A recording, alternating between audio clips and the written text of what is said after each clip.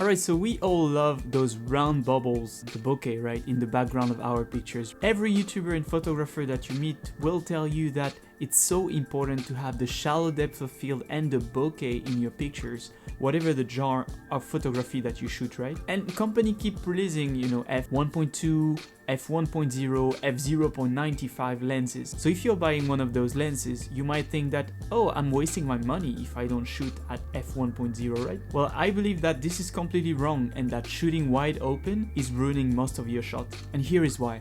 So all the lenses released by manufacturers, whatever the brand, have a sweet spot when it comes to their aperture, where the lens will be at its sharpest, produce the highest contrast and the highest image quality possible. Usually this sweet spot is not when the lens is wide open. So you might think that if you buy an f1.2 or an f1.4 or f1.0 lens and that you don't shoot at f1.0, you're wasting your money. But that's actually not true. Actually, if you're not stepping up your f number to shoot in that sweet spot, you're not fully taking advantage of your lens. So I would recommend that you experiment with your lens and then you find that sweet spot. Once you identify it, it might be a good idea, if possible, to shoot in that aperture range, because it will give you the greatest results that your lens can achieve. Depth of field and bokeh is just one aspect of photography, so don't take all your decisions based on this factor only. So by shooting wide open, you reduce the depth of field of your image, and by doing so, you make it harder for your camera to acquire focus.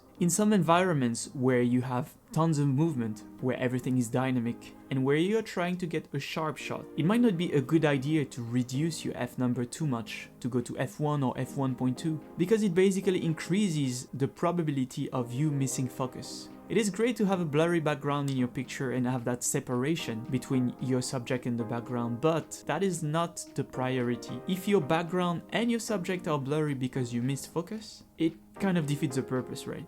So increase your f number and make sure that you can acquire focus properly.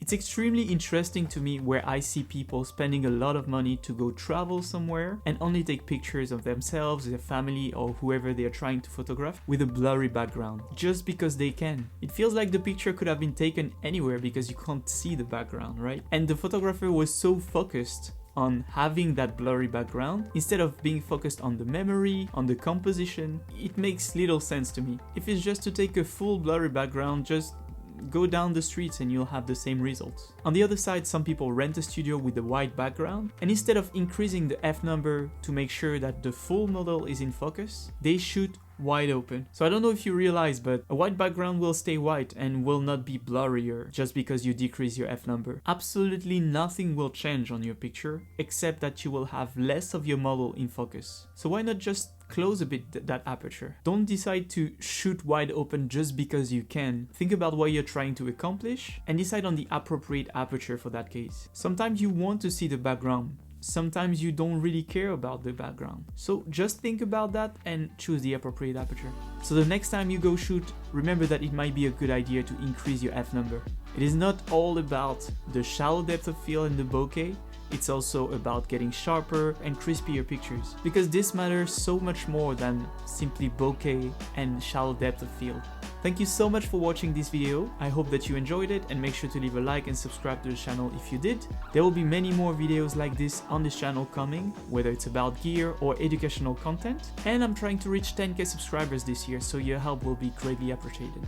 And if you've missed it, check out this video right here where I describe my settings to get sharper pictures for street photography. See you there!